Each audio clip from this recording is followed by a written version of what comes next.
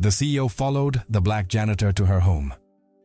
And what he saw changed everything. Ethan Whitmore, a billionaire used to luxury and power, lived trapped in a cold routine, surrounded by numbers and self-interested people. On the other side, Selena Carter, a janitor marked by loss and responsibility, carried in her voice and posture the strength of someone who fights every day to survive without losing her dignity. Fate brought these two opposite worlds together in an unlikely encounter, capable of awakening forgotten memories and feelings neither of them imagined they would relive. Amidst looks of prejudice, cruel judgments, and almost insurmountable social barriers, Ethan and Selena discovered that some connections are stronger than the weight of criticism. What begins as a silent curiosity soon becomes an intense journey of courage, love, and transformation that will change their lives forever. Before we dive into this emotional story, I want to know, where are you watching from? Write your city or country in the comments. I'd love to know how far our stories are reaching. And if you like intense love stories full of twists and life lessons, go ahead and subscribe to the channel. That way, you won't miss any updates and you'll help this space grow more and more. Chicago, late at night. The mirrored glass of the building reflects the city like a sea of white dots. On the top floor, Ethan Whitmore's office breathes silence. Stacks of reports aligned with precision, a tailored blazer hanging on the chair, a loosened tie resting on the desk. Ethan, 37 years old, light skin, firm jaw, and blue eyes that rarely reveal what they feel, types without looking at the keyboard. The digital clock reads 11:47 p.m. Outside, the wind cuts through the avenues. Inside, only the hum of the air conditioning and the blinking of monitors. He gets up to grab a glass of water in the floor's kitchenette. The automatic lights turn on in sequence, revealing immaculate hallways and a gallery of framed awards. His own image, tall, athletic, slightly wavy dark brown hair, repeats in the marble reflections. Ethan doesn't stop to look at himself. He learned long ago to pass by his own reflection the same way he passes by any portrait, without lingering. On his way back, a different sound cuts through the neutral atmosphere. A simple, sweet melody sung softly. It's a song that doesn't ask for a stage, it just fills the air, as if it had always been there. Ethan slows down. 3 ascending notes, a pause, then a gentle sway, repeated with care. The glass trembles in his hand. "Who's there?" he asks, his voice lower than he intended. The singing stops for a second and then resumes, even softer now, as if trying not to disturb. Ethan follows the sound to the lobby where the floor shines like freshly polished water. A few feet away, a woman pushes a cleaning cart. From the side, she sings as she bends to straighten a rug. Velvety brown skin, curly hair pulled into a low bun hugging her neck, warm, dark brown eyes. The navy blue uniform fits her curvy body well, and a discreet badge, S. Carter, sways with each movement. There's a disciplined calm in her gestures, almost a ritual. Rinse, wring, wipe, gather, organize, check. Ethan stands still. The floor of time opens beneath his feet, and he's back in a child's room. Dim yellow light, scent of lavender, a soft hand stroking his hair, while the same melody lulls the night. The memory comes back whole. His mother, quietly laughing, whispering for him to sleep. Then, the scream, the sirens, the news of the accident. The song vanished from the house, and with it, the part of him that knew how to rest. "Sorry, sir," the woman says, noticing his silhouette in the hallway. Her voice is firm and respectful. "Without submission, I can lower the volume." "No," Ethan replies, almost hurried. No, please. What song is that? She hesitates for a moment, as if choosing words were part of her upbringing. Just an old lullaby. My mother used to sing it to me. Sometimes. It helps pass the time. A brief, restrained half smile. I can stop if it's bothering you. It's not. He inhales, trying to regain his usual expression, the face of a man who knows spreadsheets better than people. I've heard that before, a long time ago. She goes back to work. With discreetly watchful eyes, some songs walk with us our whole life. The bucket touches the wall with a soft thud, and the damp cloth draws circles along the baseboard. Ethan watches the movements. There's a precision he recognizes, that of someone who has standards and doesn't abandon them out of exhaustion. The cart gives off a scent of lemon and neutral soap, and now and then the wheel's friction mixes with the singing, as if the routine had found its own soundtrack. Have you worked on this floor for long? He asks, trying to keep his voice grounded in the present. A few months, she replies. I usually stay when most people are gone. It's easier that way. Night asks for silence. Ethan feels the old impulse to hide behind practical questions. What's your name? Selena Carter. She looks up, without raising her chin. Do you need me to change the floor order? I can leave your office for last. It's fine like this. He swallows hard. Selena, thank you for the music. I don't sing to be heard, she says. Not harshly, just stating a fact. I sing to remember who I am. The response surprises him with its simplicity. Ethan realizes how, in that building that bears his last name, he rarely hears anything besides his own thoughts. Selena's presence doesn't take up space. It organizes, cleans, moves on, and yet her voice cuts through his inner walls like light through thin curtains. He can't explain it, but it's as if someone, without asking permission, had touched an old wound with warm water hands. His phone buzzes insistently in his pocket. A message from his assistant about a contract that can't wait. He glances at it and puts it away again. For the first time in weeks, the document doesn't seem urgent. The song returns, simple, unadorned, and the hallway feels less cold. Good night, sir, Selena says, ready to move the cart to the next wing. Ethan nods, still caught between the desk and the memory. Good night, Selena. She walks on, and the sound grows distant, fading like tracks after the last train car. Ethan stays there, feeling his heartbeat in a rhythm he recognizes and fears. He returns to his office but doesn't reopen the file on the screen. Instead, he places his hands on the edge of the desk and closes his eyes. 3 ascending notes, a pause, the sway. The scar he learned to ignore burns, not with pain, but with a kind of calling.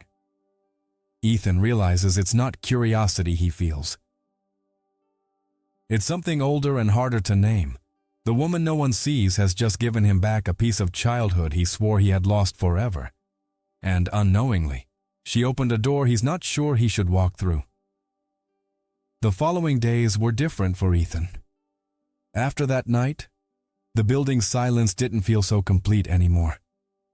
He discovered that even when he didn't hear Selena's voice, the echo of her song still lived in his mind. He spent hours buried in reports, but the sound returned like an insistent whisper, reminding him of something he couldn't quite define. Discreetly, he began to notice her. He'd arrive early and see her already working in the hall, uniform spotless, posture firm. She was never late. Her hands were quick but not rushed. Every movement carried care. Each day, Ethan noticed something new. The way she greeted the security guards by name, how she picked up dropped papers without being asked, or how she looked at the tall windows as if carrying in her eyes horizons beyond those walls. One rainy night, leaving the office earlier than usual, Ethan watched her from a distance. Selena pushed the cart to the storage room and pulled out 2 worn canvas bags, so heavy her shoulders tilted forward. Despite the load, she didn't complain. She simply adjusted her bun, took a deep breath, and headed toward the building's side exit. Ethan hesitated. His black car with driver was already waiting at the main entrance, but his feet didn't obey. He felt something new, a restlessness that made him follow her every step. "Mr. Whitmore?" asked his driver, opening the car door. "Go without me, Harold. I'm walking today."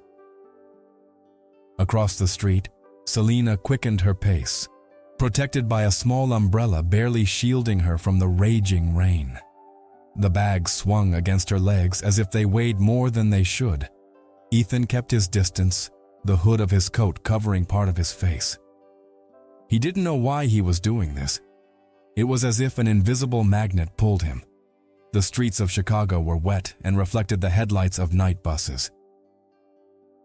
Selena crossed the sidewalks with familiarity, dodging puddles, quietly greeting a vendor packing up his goods. Ethan realized she wasn't invisible to everyone. Some recognized her, smiled respectfully. That confused him. Suddenly, one of the bags slipped from her hand, falling onto the asphalt. Used books and small boxes scattered across the soaked sidewalk.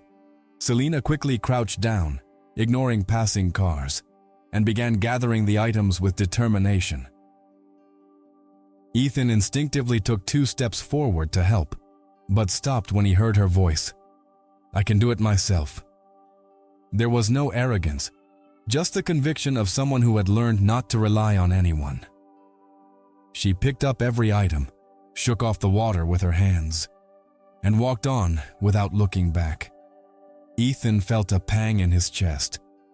That woman, whom so many passed without noticing, seemed to carry an entire world inside her. A world made of silent burdens and unbreakable dignity. He followed her for a few more blocks, heart racing, until he realized it was no longer mere curiosity. It was something deeper, as if that nighttime path was also a journey into himself. And then, turning a narrow corner, Selena vanished between low buildings and dark alleys. Ethan stopped, soaked by the rain, feeling he had crossed an invisible line. The question that consumed him was no longer who is she, but what is she holding that I need to uncover? The rain kept falling, fine and cold, as Ethan walked a few more blocks, always keeping a safe distance. The brightly lit streets of downtown were left behind, and the luxury store windows gave way to small grocery shops with dim signs, closed bars, and graffiti-covered walls. It was a forgotten neighborhood in Chicago, where cracked asphalt shared space with kids playing under broken streetlights and families trying to stay warm behind makeshift windows. Selena walked quickly, balancing the bags as if that weight was just another part of her routine. Ethan, wrapped in his overcoat, felt each step like an invasion into a territory he had never been allowed to see. He, the owner of luxurious buildings, had never witnessed the real life of those who made his spaces spotless. Suddenly, she stopped in front of a small wooden house, painted in a blue already faded by the rain and time. The fence was crooked, and the yard, overtaken by weeds, still displayed a few resilient flowers, as if someone fought to maintain beauty amidst neglect. Before she even opened the door, a teenage girl came running out from the porch. Light brown skin, braided hair, eyes full of anxious affection. "Aunt Selena!" she shouted, hugging her tightly. Selena dropped the bags without hesitation and wrapped the girl in her arms. "It's okay, Nina. I told you I'd be back early today. I was scared. The rain, the noises in the street." The girl replied, eyes watery. "Shh, I'm here now. Nothing's going to happen to you." Ethan watched hidden, shielded by the shadow of a tree. The scene hit him like a silent punch. Selena wasn't just the invisible employee cleaning cold hallways. She was that girl's guardian, the only anchor of safety in a sea of hardship. Selena picked up the bags, and together they went into the small house. Through the broken window covered with plastic, Ethan could see inside. Narrow walls, simple furniture, but everything clean and tidy. On the stove, a pot boiled with rice and beans. On the table, stale bread and a pitcher of water. It wasn't much, but there was a kind of dignity there that no check could buy. "Eat first, Nina." "I know you're hungry," said Selena, serving a plate for her niece. "What about you, Auntie?" "I'll eat after." "You first." Ethan felt his throat tighten. He had seen executives split billions over banquets, but had never seen anyone share so little with such greatness. The girl looked at her and said softly, "I wish Mom was here." "You do everything for me, but I know it's hard." Selena took a deep breath, closing her eyes for a moment to hold back emotion. "Your mom was my best friend, my sister. She left me the greatest gift I could ever have, you, and I'll take care of you, no matter what." Outside, Ethan felt the weight of his own indifference. He, who always believed he understood the world through contracts and numbers, now saw himself as small in front of that scene. Real life wasn't made of stock shares, but of silent sacrifices like Selena's. A distant thunder rumbled, and he realized he was soaked, standing in the street like an intruder. Still, he couldn't move. With every gesture of hers, something inside him began to fall apart. The pride, the coldness, the belief that dignity came from what you owned. When Selena turned off the light in the living room and closed the curtains, Ethan took a step back, breathless. His heart was pounding, as if he had witnessed a secret he shouldn't have, but one he could never forget. And in that moment, he knew that nothing would ever be the same. If you've made it this far, comment dignity. That way I'll know you're connected to the story, and we'll leave the ones who only read the comments curious. The next morning, Ethan arrived at the building earlier than usual. The city was just waking up, but he was already there, sitting in his large meeting room, surrounded by windows that let the gray light of Chicago pass through the heavy curtains. The previous night had given him no rest. The image of Selena hugging her niece, sharing the little she had, still haunted him. He, used to dealing with shareholders and moguls, had discovered a vulnerability in himself he didn't know how to handle. Selena entered the floor a few minutes later, just as she did every day, pushing the cleaning cart. Her navy blue uniform was spotless, her bun tightly secured, her eyes focused, as if nothing in the world could throw her off her routine. But this time, she noticed Ethan was watching her, not in an invasive way, but with an intensity that made her frown. When she neared the kitchenette, Ethan stood up. The distance between them felt greater than it really was. The whole hallway fell silent when his voice rang out. "Selena, could you come to my office for a moment?" She stopped, weighing every word. She was used to bosses who ignored her, never to invitations. With a brief nod, she followed him into the meeting room. Upon entering, she noticed the contrast. The long, polished oak table reflected the morning light. The leather chairs lined up like soldiers. Selena remained standing, firm, hands clasped in front of her, as if guarding herself without showing weakness. Ethan gestured for her to sit, but she declined with a discreet glance. "I wanted to thank you for yesterday," he said, adjusting his tie, as if trying to hide his nerves. "Your voice. It brought back memories of my mother. It was like returning to a time I thought I'd lost." Selena lifted her face, but her expression didn't soften. I don't sing to be noticed, Mr. Whitmore. I sing because it's the only way to hold on to hope. Her words cut through the air like a silent blade. Ethan wasn't prepared for that response. He felt exposed, as if his vulnerability had been revealed too much. I didn't mean to offend, he said, his voice lower. It's just, sometimes we forget that life is more than contracts and numbers. Selena took a deep breath. Her dark brown eyes reflected strength. Forgetting is a privilege I don't have. For some of us, surviving is already a daily battle. Silence fell. The quiet ticking of the wall clock echoed even louder. Ethan stared at this woman who, even with a simple uniform and hands marked by work, stood before him with a dignity no expensive suit could match. He tried to change course. I'd like to know more about you, about your life. Selena stepped back. With all due respect, sir, I owe nothing here but my work. My life begins when I leave this building. Ethan was speechless. He was used to people begging for a place at his side, and now he stood before someone who refused to yield, even when he opened the door. You're different, he murmured, almost unintentionally. Selena held the cart, ready to leave.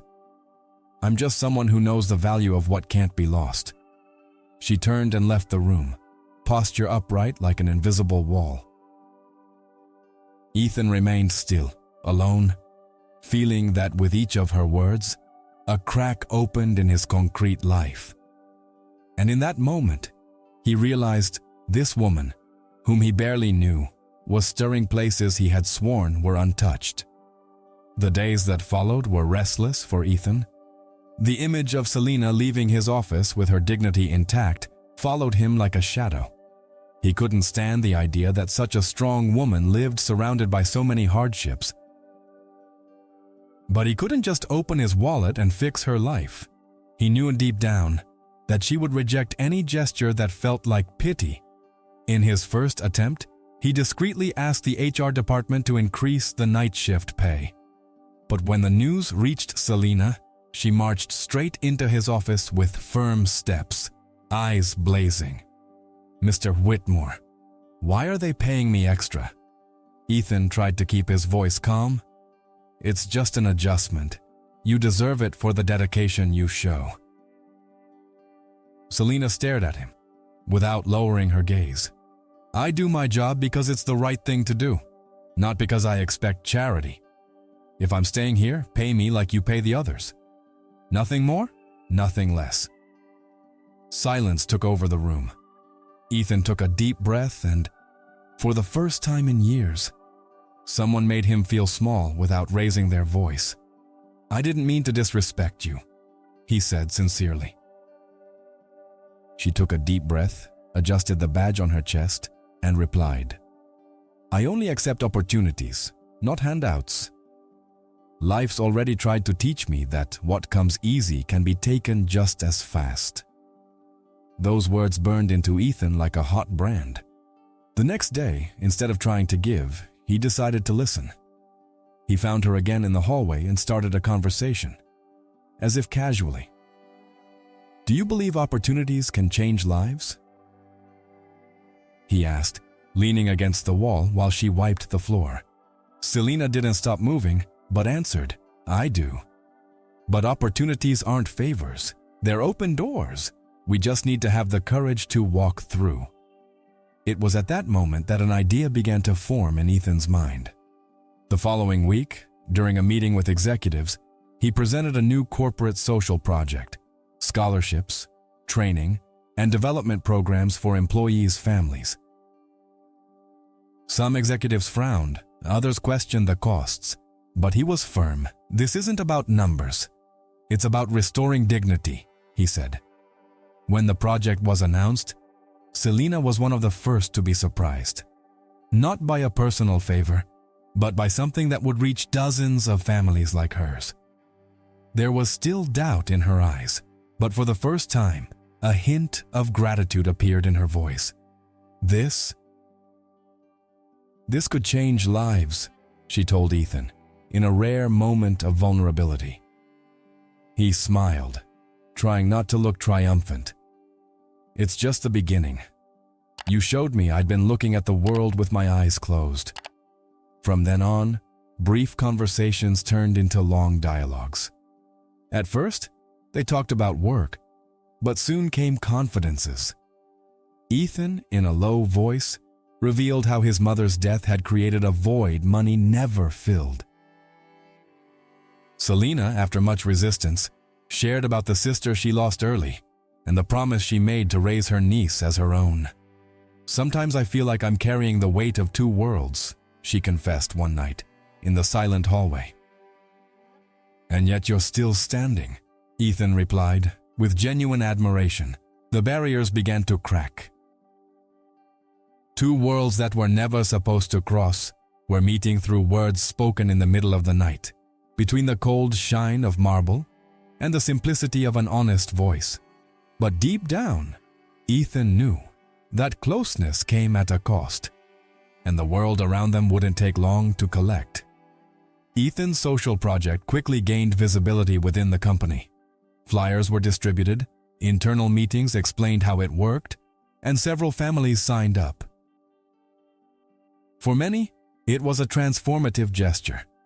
But in whispering hallways and closed-door meetings, the tone was different. Long-time employees whispered among themselves, chuckling behind Selena's back.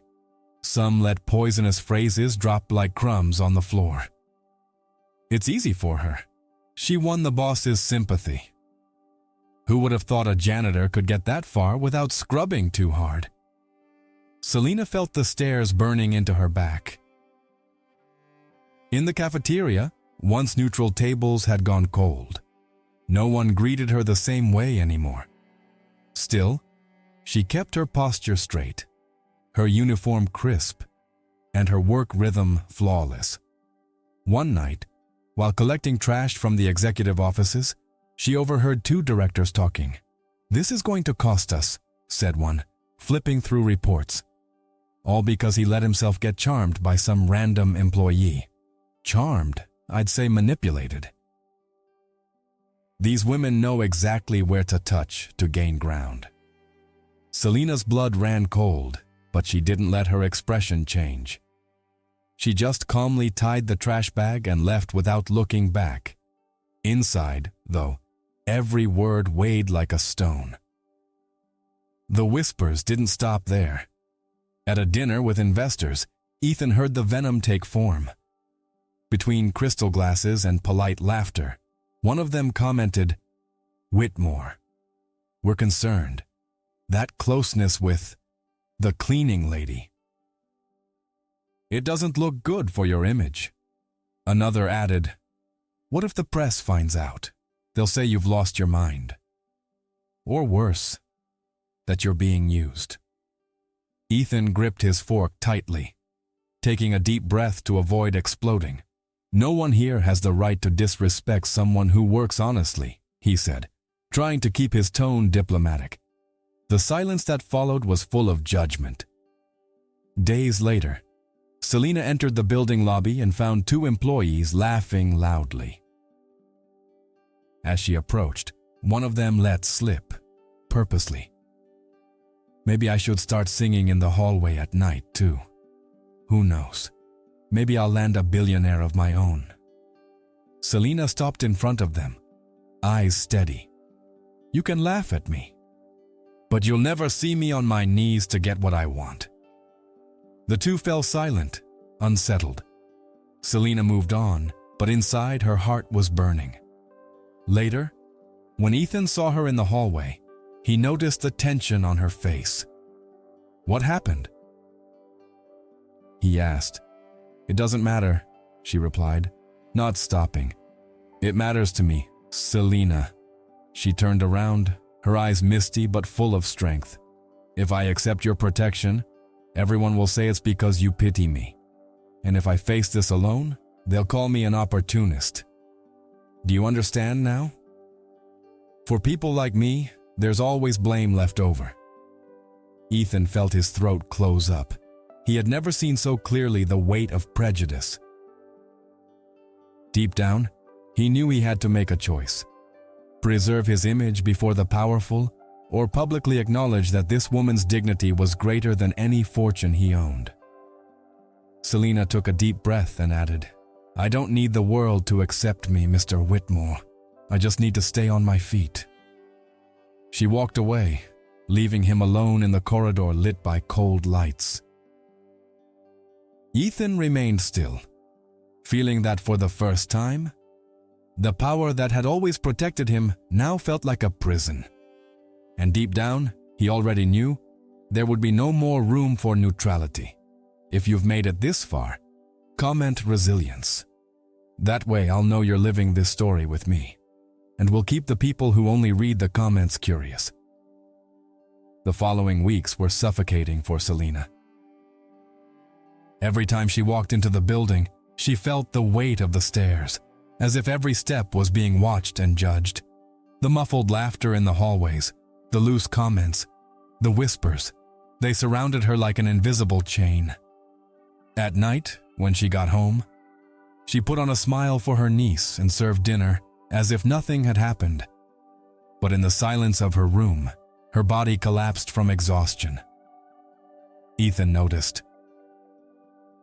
He watched from a distance the way she avoided conversation, how the eyes that once shined now seemed to carry storms. He tried to approach her one evening after work, calling her name. "Selina, wait. I need to talk to you." She stopped, but didn't look at him. "It's not a good time, Mr. Whitmore.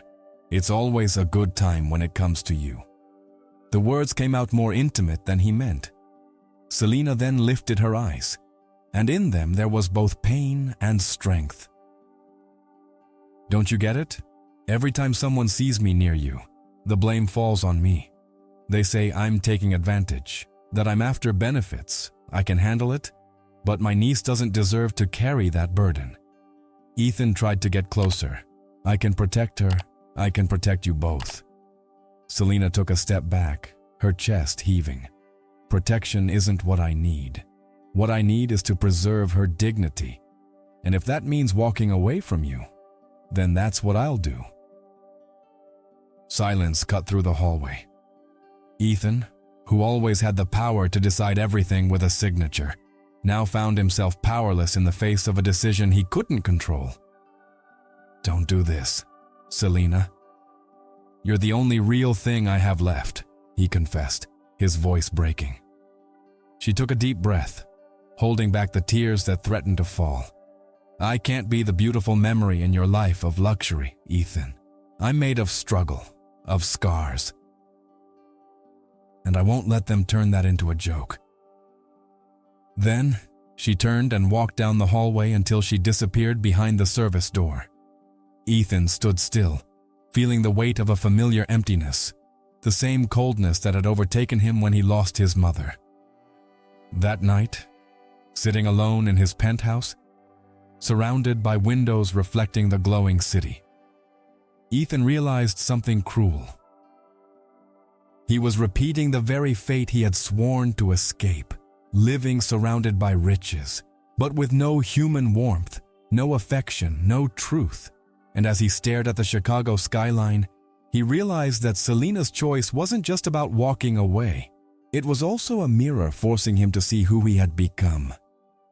The days following Selina's departure were the longest of Ethan's life. His penthouse felt like a luxurious prison, wide windows, expensive wine, deafening silence. The emptiness she left behind was so intense that even his million-dollar deals couldn't fill it. But in the middle of that solitude, one certainty grew stronger. He could no longer hide behind his image. When the day of the company's new social project inauguration arrived, the main hall was packed.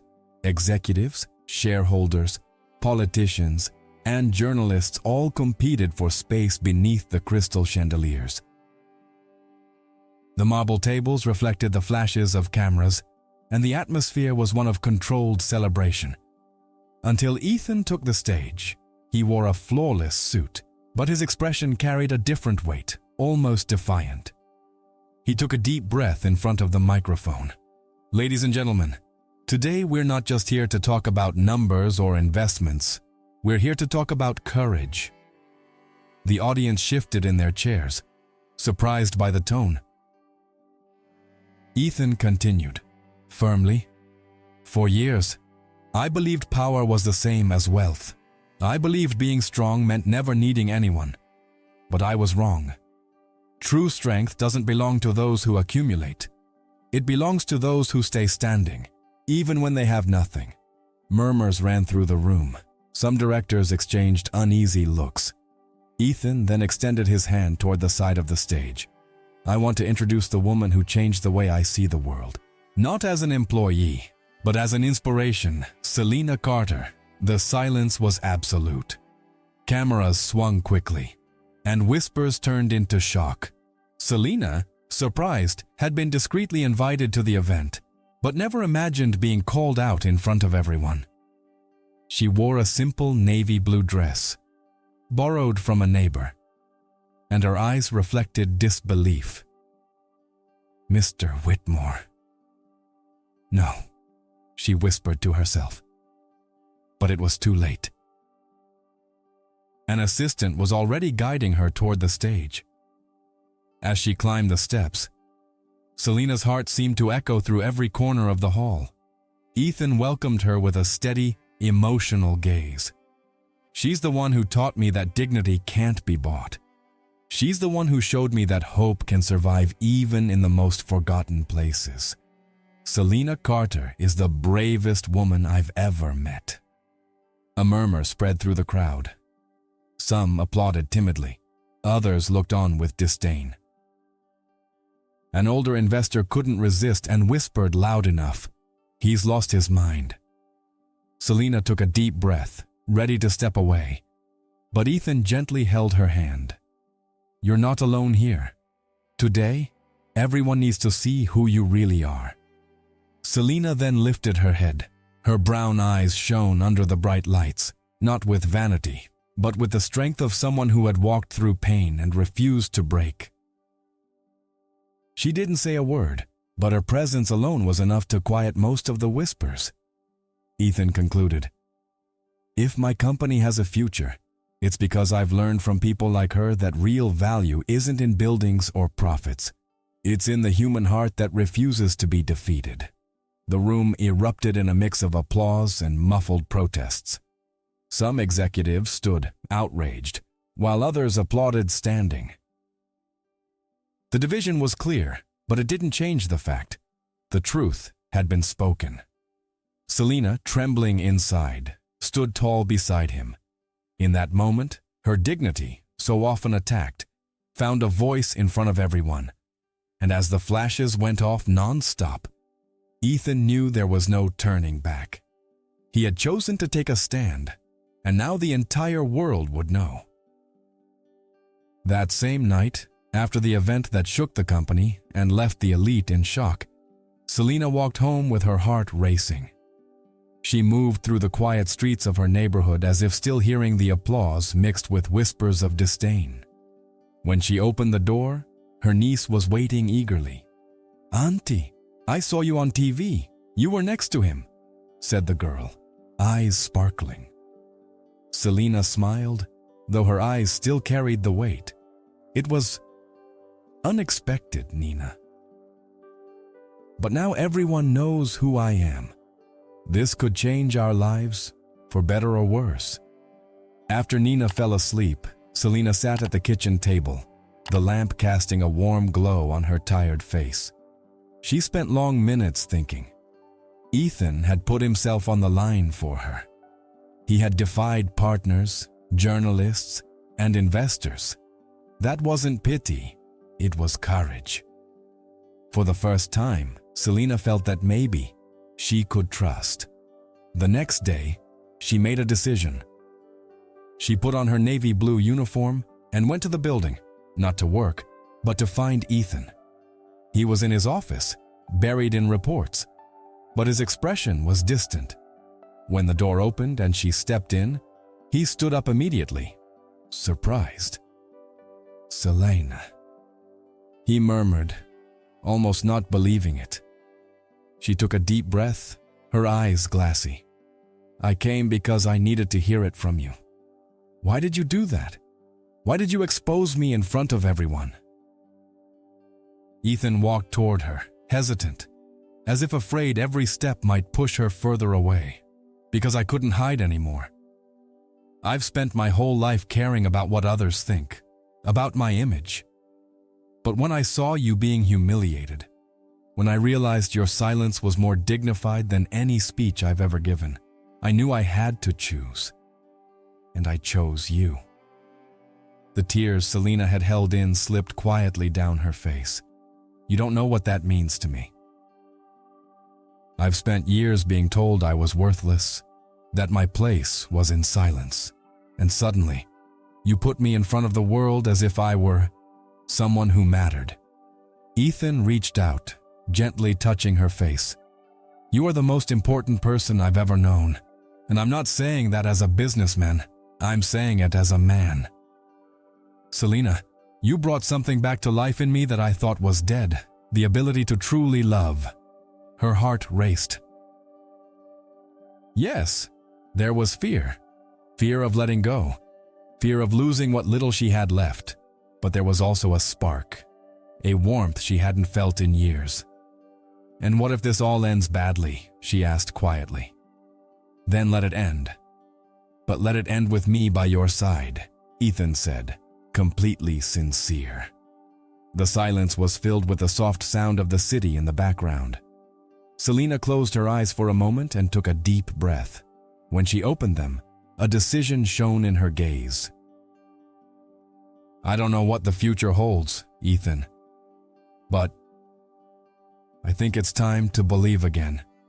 He smiled, moved, and held her hand firmly. For the first time, there were no barriers, no masks, just two broken hearts finding strength in one another. If you've made it this far, comment hope. That way I'll know you're feeling the power of this story, and we'll keep the ones who only read the comments curious. The reunion sealed something neither Selena nor Ethan could deny. But life didn't transform overnight. The weight of criticism, cruel articles in the papers, and nasty comments at the company persisted. This time, though, Selena wasn't alone. Ethan walked beside her, ready to face every disapproving look like a battlefield. At the first shareholder meeting after the public reveal, the atmosphere was tense. Men in suits crossed their arms. Elegant women stared in disapproval. One of them sneered, "Whitmore, are you really going to risk the empire you built over a romantic affair?" Ethan held his gaze steady. "No, I'm going to strengthen my empire because I decided to build it on something real. Selena isn't a risk. She's the proof that we're finally on the right path." Selena, seated beside him, didn't lower her head. Her voice, calm but steady, cut through the silence. "Maybe the real risk is still believing that money can buy dignity. Because dignity is earned, and I don't plan on giving up mine." The murmurs that followed did nothing to lessen the impact of her words. For the first time, many realized they weren't looking at a humble employee, but at a woman who carried the weight of truth. Ethan didn't stop there. Inspired by Selena, he announced the expansion of the company's social projects: scholarships for underprivileged youth, support centers for single mothers, investments in neglected communities. Selena helped shape every initiative, bringing her life experience to turn paperwork into real change. During a visit to one of the first centers they opened, children ran through the courtyard, laughing freely. Selena watched, eyes glistening, as Ethan approached and gently touched her hand. "This is because of you," he said. "You showed me I could use my power for something bigger." She smiled, moved. "It's not because of me, Ethan. It's for them." "But if I believe we can change anything today, it's because you chose not to hide." Selena's niece, Nina, ran up with a notebook in hand. "Auntie, look, I wrote that I want to be a lawyer, so I can help people like you." Selena hugged her tightly, silent tears rolling down her face. It was in that innocent gesture that all the struggle made sense. Time passed, and the image of Ethan beside Selena stopped being a scandal and became a symbol. Many still criticized, but others started to applaud. The world might try to silence them, but the truth they shared spoke louder than any rumor. That night, walking together on the balcony of Ethan's apartment, overlooking the glowing city, he wrapped his arms around her. I thought I had lost the ability to love, Selena. But you brought me back to life. She rested her head on his shoulder, breathing deeply. And you showed me we don't have to bow down to be seen. We can walk tall, even if the whole world tries to knock us down. The cold wind of Chicago swept between them, but for the first time, there was no emptiness. There was warmth, there was hope, there was transformation. The final lesson. True value doesn't lie in money, but in the courage to love and fight for dignity, even when the world tries to silence us. So, what did you think of this story? I'd really love to hear your thoughts. Drop a comment from 0 to 10 telling me how much it moved you. If you liked it, give the video a like, share it with someone special, and subscribe to the channel to catch the next stories. Before you go, I've already lined up another powerful and emotional story that's sure to touch your heart even more.